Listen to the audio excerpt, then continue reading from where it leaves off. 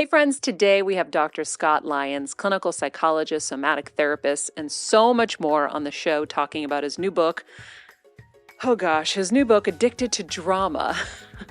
And we are talking all about what it means to be addicted to drama and how to heal from it. And so much more. Right, Scott? So much more. We're talking about our own addictions to drama too. So we are sharing just as much as well, at least we're sharing is the whole point. We're sharing the tea of our addiction to drama for sure. Thank you. Thank you. We're spilling that tea. And maybe you will see yourself in us, and then that will lead to your healing. And that is always the goal. So don't forget to hit subscribe. See you soon.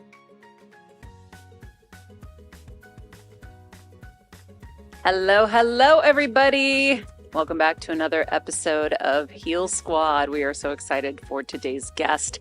You are going to love it, especially my drama queens, my fellow drama queens. You'll find out what I mean in just a minute. But first, our quote of the day. Some people are trying to outrun their trauma by creating the drama. And that, my friends, is by our guest today, Dr. Scott Lyons. Oh man, we are going to learn a lot in this episode. But first, if you haven't left us a review, please help us by leaving us a review. We'll leave a link to it in the summary below. Thank you to everyone who has been leaving them. We're so grateful. They keep our spirits up and they keep us going. So we're super grateful for that. Also, if you haven't gotten any of your merch, Heal Squad merch is up and live on Menounos.com. Or if you don't know how to spell that, just go to healsquad.com. It will redirect you right to the site. Get your mug, get your t-shirts. I love that you guys can be identifiable now out in public with your Heal Squad merch. And if you ever see us, please come up and say hello. We would love to meet you all. I met a Heal Squatter this weekend, actually, at church. This woman was like, I'm part of the Heal Squad. And I was like, oh my God, that's so amazing. So we love getting to meet you guys. Let's talk about our guest today, Dr. Scott Lyons. So he is a clinical psychologist, doctor of osteopathy and mind-body medicine practitioner who specializes in therapies for infants, youths, and adults. Youth, I mean. In his new book, Addicted to Drama, Dr. Lyons paints an empathetic portrait of drama addicts and their psychological struggles and teaches us how we can all recover from being addicted to drama. We are going to talk about this thing he talks about in the book called seeking crisis to validate an unidentifiable discomfort. Holy moly. Kevin and I might have been drama addicts. I mean, listen, I'm a Gemini, so I think that just is officially a drama queen. Everything's always heightened with us. But I think there was a period where it's easy to fall into it, right? And when you also come from a lot of drama, like my dad almost dying every day, there's always something revving you up. You can easily be addicted to that, right? Just like if you're taking something like a pill or something, you'd get addicted. Something you're having every day can become an addiction. And so we're going to delve into what this addiction is all about and how we can heal or break it with Dr. Scott Lyons. Scott, I'm so excited for this episode. Though I didn't get the book in time. I'm very, very sad. It is at it will arrive today. Okay. Well, I'm going to read it. There's also a little stuff for a photo party for you to do. Oh, okay. There's some fun dress up stuff in there. Interesting. Okay. There's a hat and some candy. So as I was telling the team earlier, I think being born a Gemini, it's like kind of official that you're a drama queen, right? Yeah. I'm pretty sure that was in my book. That's like page 76. If you're a Gemini, you're automatically addicted to drama. Yeah. Well, and maybe not addicted to drama, but just like kind of like the generic form of a drama queen. Like my family used to call me Hollywood growing up. And we were very far from Hollywood. We were immigrant family, janitors. Yeah. We were not like ever thinking Hollywood, but they used to call me Hollywood because I was very big and very dramatic. Were they premonition too? Perhaps. I mean, I I think they created your future by per perhaps they did. They just kept saying Hollywood, and then Hollywood. she We was see like, it. "Okay, let's go." But I'm really fascinated by just the whole idea of being addicted to drama, because I do think my thought is that it's no different than taking pills and getting addicted. You can get addicted to drama if that's what you're constantly around. And for us growing up, my dad was a severe type 1 diabetic, almost dying Mm. on the regular every single day. So we had the Wow. fire department at our house, the EMTs at our house. We knew us all by first name. We knew them by first name. It was intense. Yeah. And so as I look back, we were always walking on eggshells. Is he going to live today? Is he going to die Yeah. today? Yeah. And I think that definitely brewed an addiction to drama. And then we definitely had a lot of drama with my brother. And and then of course, then I moved to Hollywood, which is just filled with drama. So Right? I think since I started healing from and started this show and doing a lot of work, I've Yeah. unraveled some of it and gotten better about it, and I know not to dip my toe into certain people's lives because I know what comes with it. Yeah. But I'd love for you to explain to everybody just what drama addiction is and kind of how you came to this work, because you're certified in 20 different things, whether it's somatic therapy or all kinds of, you're a clinical psychologist. So share with everybody how you came to this work and what it is. Yeah, how I came about it is like you, I had a childhood that was slightly different, but very unpredictable. And in that unpredictability, I really became accustomed to walking on eggshells, that hypervigilance. And for me, when the stimulus, when there wasn't something actually there to be hypervigilant about, it felt like it created this anxiety. And that anxiety only got soothed when I went and sought or created the circumstances that would match that sort of revving on the inside, that stress, that as my status quo. And so, I like you went into the arts, and that was often met. That sort of like that high powered stimulus, that like constant stress. And, whether it was going on stage for 1,000 people every night, or, just the creation of shows and getting to exaggerate and intensify my feelings and then be applauded at the end, that has certainly Wow. felt really nice and really, the pattern of that addiction and drama for me really was reaffirmed, that like, hey, you can be rewarded. And then when outside of the arts, like in my relationships, it didn't work. It really was chaos and toxic in my relationships with my family, with my friends, and other work environments. And I just reached a point in my late 20s where I had the biggest job of my life in the arts. I was directing a rock band. That's a Wow. huge rock band. Who? And I can't say No way. someday. I know. Wait, When we're hanging out alone, they make maybe. you sign a confidentiality agreement even to say the name of the band? Yeah, because I ended up walking away Oh, okay. because it was such chaos. And Wow, I the was Rolling like, Stones got that pissed. I'm kidding. and Oh my God. Okay. and quiet crickets. Yeah, and it had filled my bucket. I had a pretty big bucket of what I could hold with stress, and I thrived off of it. And being in that situation, on top of all these other things, I was going through a divorce, and I was still in grad school at the time, and my like insurance fell through with my grad school, and all these things, and it just tipped over, and I could no longer function. I got really sick, and and ended up needing to quit everything. I went and basically hid in a cave, which was my parents' house, for 2 months. Wow.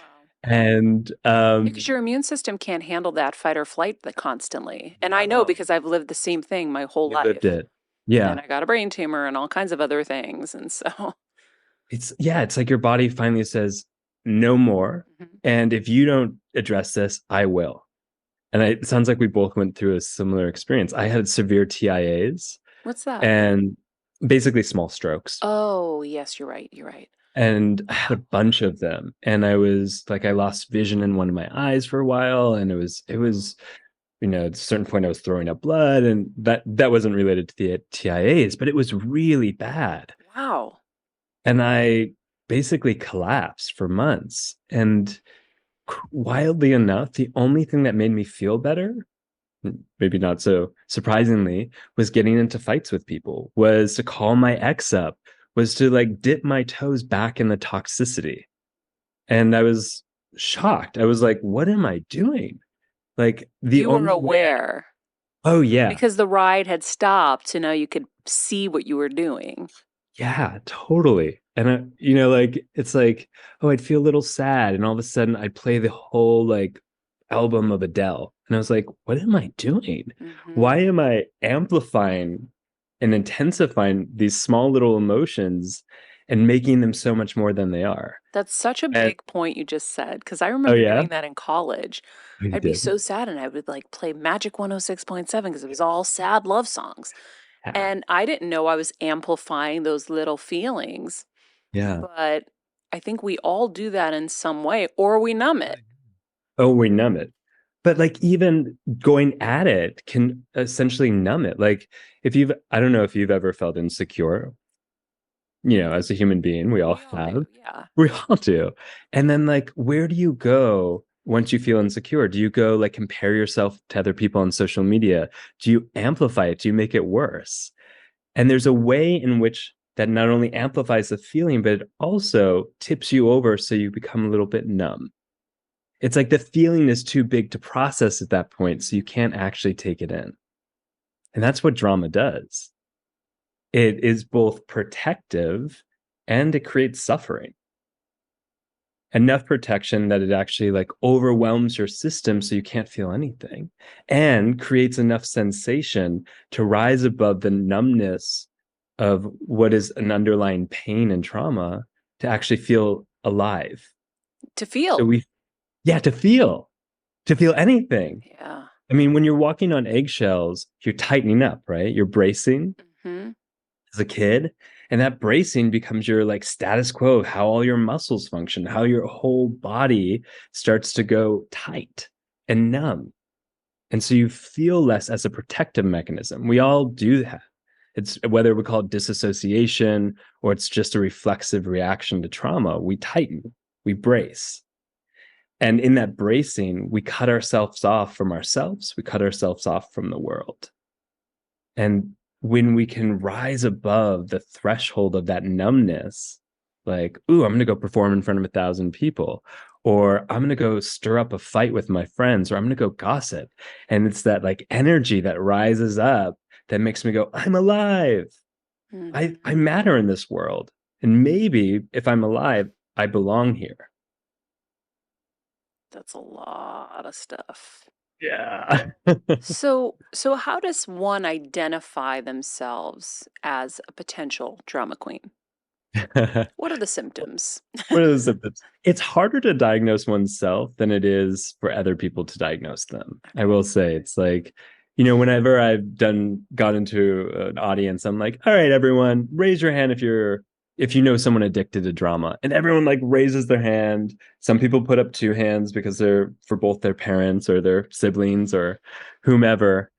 And I'm like, okay, now raise your hand if you're addicted to drama. And it's like crickets. Maybe Yeah. some tentative hands kind of go up, but I find that it's I mean that's the nature of addiction Well, it's too. scary to admit it. Like even before I was doing this, I was like, "Mm." And then I was like, yeah, no, I think you know what this is all about, Maria. Just be honest. Was there like shame for you Yeah, of around it? course. Yeah. There's always going to be shame when there's a negative connotation to it. It's Yeah. not an illness where someone can feel bad for you, right? It's not like, oh, you have cancer. Everyone's going to look at you. Oh, I have a drama addiction. You're a toxic person or you're a bad person. That's why I always love this show because even seemingly something that could have a negative connotation or make you feel bad. Once you get to the root of it and you understand why it's happening to each other or to yourself, then everybody can have a little bit of empathy of where it comes from, right? Yeah. This isn't something that you're just a bad person or you act badly or whatever. It's coming from somewhere. Yeah. And usually it has nothing to do with you. It's what your environment dictated. Yeah. It's so disruptive that I think anyone who experiences it on the receiving end goes, "What are you doing? Like, why are you doing Hmm. this to me? Why are you doing this to the environment?" And the question is not really like why, it's what are they doing as a means of surviving? Yeah. Like, Yeah, oh, because this is yeah, this is one of the lines I grabbed onto, yeah, and this is what I want to ask you about too, is seeking crisis to validate an unidentifiable discomfort. yeah, yeah, So that's what this is, right? The core of this addiction is we're seeking to validate something we don't know is hurting us inside. So we need a yeah. way to like get it out. Yeah, exactly. So when I was saying earlier, like, I was always feeling anxious as a kid because that anxiety was part of the way I survived. It was my way of being hyper vigilant to the environment, to be on the lookout for the next possible threat. Yeah. Yeah, I had And to literally with my yeah, mom be yeah, so in tune with my dad energetically, psychically to know he's not okay, but I'm in school, but I know yeah, he's not okay. I've got to run home and go get him. And I would find him comatose on the floor. So I got the reward for that anxiety constantly because I always knew. I yeah, felt it. I was so tapped in. My mom would be at work and she would have to race home because she's like, I can feel it. He's not okay. So talk about eggshells. It was like yeah, on the highest of levels. But now the problem is I worry about everyone and everything like that. People who yeah, work with me, people who I'm friends with, the neighbor's gate is open and their dog might get out and they don't know their gate is open. Do I need to go tell them the gate is open? The yeah, hypervigilance doesn't just live here in my core, it goes out. So yeah, meditation has really helped change my life in the last year and a half. yeah. Doesn't mean that I'm not able to slip back into those modes and then I got to get myself back out sometimes.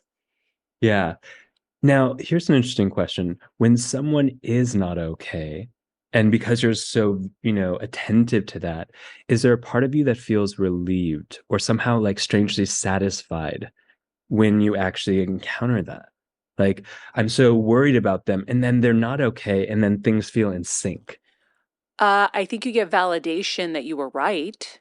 Yeah. And then Yeah. that makes you realize you're okay to be in that state all the time. Exactly. This is a Yeah. useful tool Yeah. to be hypervigilant because Yeah. look, that happened. Yeah. Yeah, and so the same is true for like those and that state of addiction and drama is like, oh, I'm looking for that next threat, that next issue, that next challenge constantly so I can be ready for it. Mhm. And if it's not there, I'm not unconsciously go create or seek it so that I feel, like you said, validated.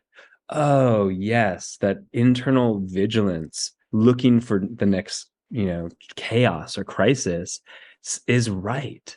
Yeah, I'm confirmed in this world as doing the right thing. The we problem have is I don't realize I'm creating it that's to the confirm thing. that. So Patty Yeah. Penn, she's a Reiki master. She's been on the show many times. I did a session with her years ago. And I was like, I know, I can feel bad people. I instantly know, oh my God, that's a bad person. And she was like, because I've had to protect myself from physical Yeah. violence, Yeah. all kinds of stuff. Yeah. And so I always say, like, I can just spot it a mile away. So I know I can feel it. And she goes, well, if you're always looking for the monster, you're going to find him. And that just changed everything for me. So now I go into scenarios completely open-hearted and open-minded, and I Yeah. don't look for the monster anymore, and I have such a more peaceful life because of it. But I was trained to have to protect myself and everyone around me at all times. So I was always just scanning and scanning and scanning, and I'm like, that one. Yeah. Now I don't Yeah. look for that one. And if that one's there, cool. I know I have faith now that I'm protected and I'm guided and I'm okay. Yeah. And that has been a really helpful thing. Wow. What a beautiful place of healing to get to where you can release the vigilance like that. Takes a long time, Yeah. as Yeah. you probably know. So what was your journey Yeah. like to healing Yeah. this? Because that's how we're going to learn how to heal from it too. Yeah. I mean, it took a long time. Drama was my spice of life. It's And your safe place. it was my safe place. It It's your was my home. It's your familiar. familiar. Yeah. Yeah, exactly. So it was like giving up my identity. It was giving up all the ways I knew how to protect myself against the violence I experienced as a kid. It was everything I knew, like you said, as familiar and giving it up. And I remember I write in the book about like when I started catching myself, revving myself up or seeking the conditions of stress, and I would stop myself and I'd hear these thoughts of like, you're going to be so boring. No one will ever pay attention to you. You won't get a job in the arts. You won't like you are your friend's entertainment. And you're going to be alone. It was like all these scripts that had been created to secure the pattern of the addiction to drama. So as I would start to, they were like guards to the drama addiction. Then, like mean critical guards, but Wow. like it was pretty harsh and it was painful to hear like those internal scripts of being like, you'll be no one. You won't be important if you don't have this skill set of being entertaining and provocative and knowing how to stir things up.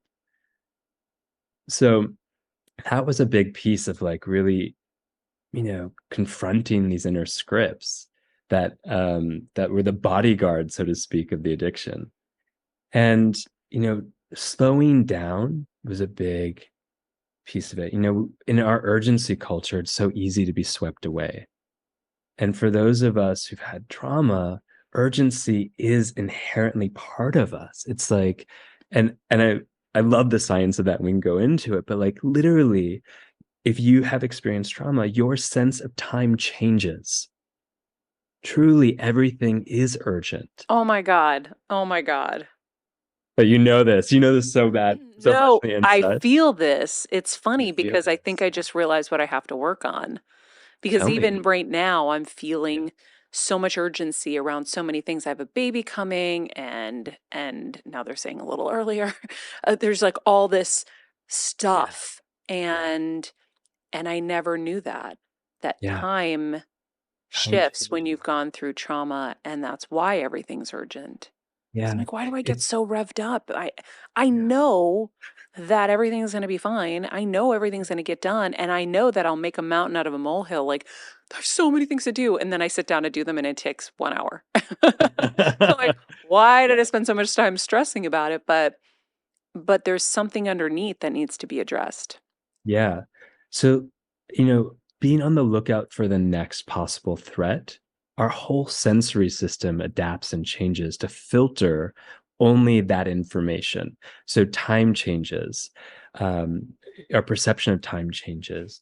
Our eyes become more narrowed, looking for threat. Our auditory system, we look for more high pitched and low pitched sounds, ones associated more with threat. Our taste becomes more tuned for bitters. Like all of our senses become more tuned for the next possible threat. And if it's not there, like I said before, it creates this an even greater anxiety, a dissonance. And to feel finally in sync with the world or with other people, we need them to also be in chaos. And strangely enough, like those who are addicted to drama, that's their way to bring people. They like, if you've ever been around someone addicted to drama, it's like their tornado pulls you in, it vacuums you in to their crisis. And that's their way of bringing you in sync with them so they can feel a sense of belonging. It's the Wow. safest way for them to feel belonging, because just like easeful connection, it's too intimate, it's too vulnerable, it makes you too unprepared for the next threat if you soften that much or get that quiet. Wow. Oh my God. Are you guys resonating with this in the booth? What are you guys thinking? It's just I'm like I when I had my pre with Scott, I was like couldn't really speak words because I was just like, what the flip? Like every sentence was like, holy shit. It just makes so much sense. Like it makes so much sense because I'm the same way where like I get revved up about like stuff so easily. Yeah. And I guess my question, like my follow up is like how do you not? Like how do you start to Yeah. like kind of disarm, right? And like kind of break down all those systems that have been put up because of the trauma. And also follow up to that, because I want you to go into like the difference between like a trauma bond and like a drama bond, Mhm. because I know that there's a difference in that too. It's yeah. Anyways, that's where my brain's going. It's like all of this is hitting. Yeah. Yeah.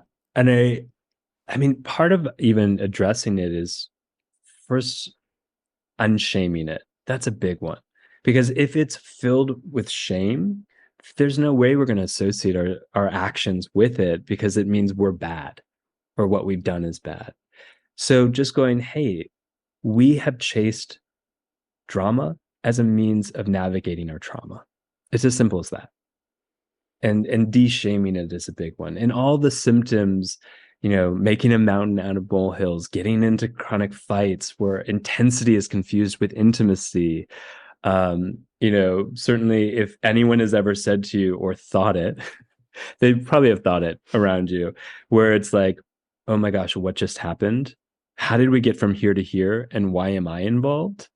Like if you've ever heard anyone around that say that around you, it's a good indication that you might be have a little propensity for drama. There's always this chronic urgency, looking for what the next bad thing will be, feeling like you can't settle or rest. That's a big one. Like if you are challenged to take a bath or go to a yoga class or take a meditation class or even get a Reiki session, and all of a sudden you're settling and like an alarm goes off and you're thinking about a fight you had with someone or what you have to do next or any of these things that take you out of the stillness, that is the same inherent reflex that's embedded for those with an addiction to drama. It's called a revving reflex. Typically we have a relaxation reflex. We start to settle, our breath gets deeper, there's more weight into the surface we're resting on.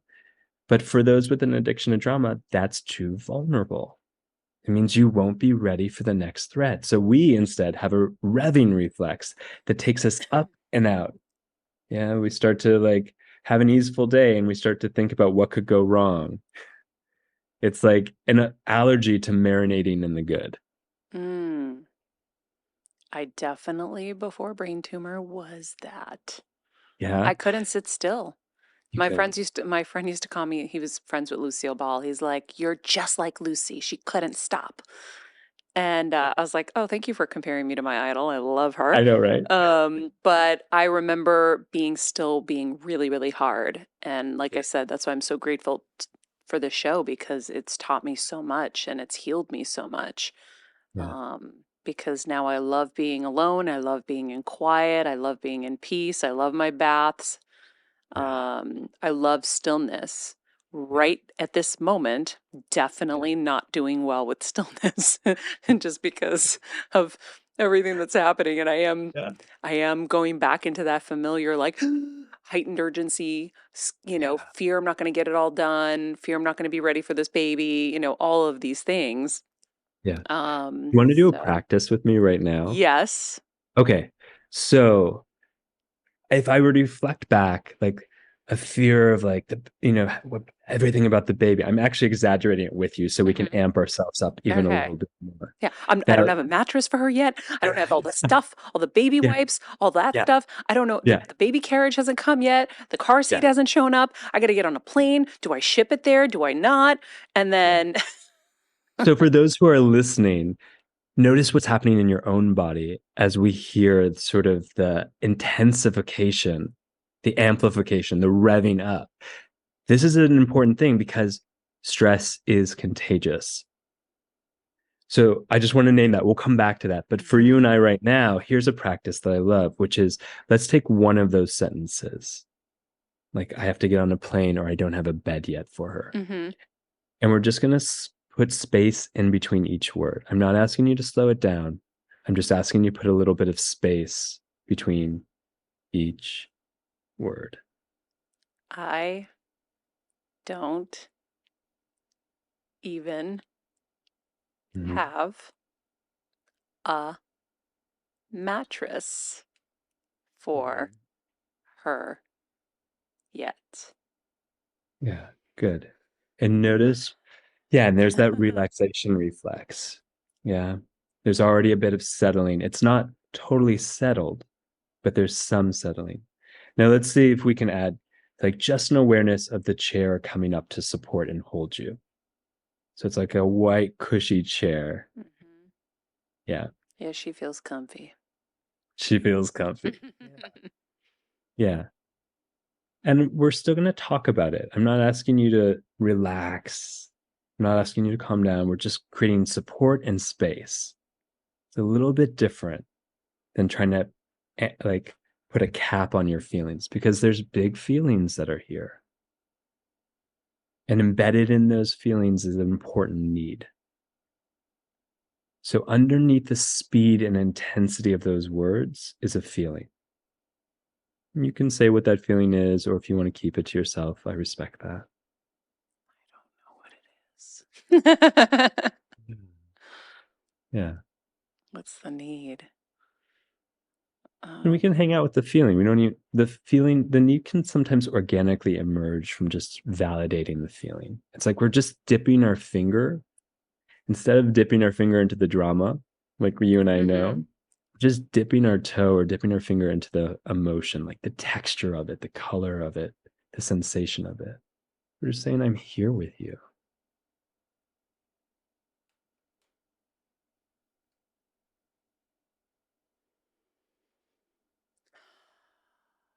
Yeah. And you notice there were brief little moments where you wanted to rev yourself up and out of the feeling. Mm-hmm. I could catch you in it. And then you made the conscious decision. I could see you kind of go, I want to, and then you dipped in. And I noticed you dipped in because you were able to rest your body weight a little bit more into the chair, just even a little bit. And that's an indication that we're moving away from that big rev, that big stress energy. Yeah, because when you're in the rev, like I used to call it the kettle going hot. Yeah. And at some point when I realized my kettle would get hot, I would just stop everything for 5 to 10 minutes and go sit outside and do zero and not think of anything. Yeah. And then it would just cool down. Yeah. And then I could be more rational because when you're revving, you're not rational. Okay, how hard is it to get a freaking mattress? I'm going to go on Amazon. I'm going to order it. It's going to be done in 1 second. It's back to what I was saying earlier, where I'll make the mountain out of the molehill. I've got this whole list of things to do and it'll be done in an hour. I just want that time to just be able to focus. And so for me, sometimes I'm pulled in so many different directions that I don't get to just focus on what I need to do. Yeah. And that's where I get frustrated. But when you can, I really like that exercise of pause, spaces in between the words, because that instantly calmed me down. It instantly stopped the revving. Yeah. And then you can get rational. Yeah. So I kind of got rational right away. I'm like, wow, Maria, you have issues after everything you've gone through health wise. You're sitting here stressing about a mattress. You're never going to learn. Oh, it's, yes, you get more rational, but you get more effective with your energy. Like if we only have so much energy and attention in our account, our body account or our bank account of energy, and it's like, how much is actually needed to address this? Mm-hmm. Like, do I really need to use 70, 80% of my daily energy and attention on this activity? And the thing with trauma is our barometer to measure how much energy and emotion and attention we need gets really funky. We can't accurately measure. So I'm going to pick up this pen as though it was 100-pound dumbbell. Like that's what happens. And so we can't quite measure it. So it's like, oh, there's four things. It's compounded stress and I can't measure how much energy and attention I need. So I'm just going to rev myself up so I have unlimited energy to deal with it. And one of the things, and when we've had trauma, a lot of our energy, our really baseline energy, is actually trapped away. It's frozen in our body. So revving ourselves up creates a false like caffeine high. It's a stress high though, because the first stage in a stress response is called activation. It's literally when we flood ourselves with energy to adapt to the situation. And that's where an addiction to drama happens, is we keep revving ourselves with that energy to adapt, but we can't functionally adapt because we're not accurately measuring how much energy and attention we truly need. All right, friends, we're going to stop this interview right here because we're going to make this 2 parts. I like to make these as consumable for you guys as possible now, knowing that anything over 30 minutes is just too long. So we're going to leave that right there. And tomorrow we will pick up with part 2 with Dr. Scott Lyons.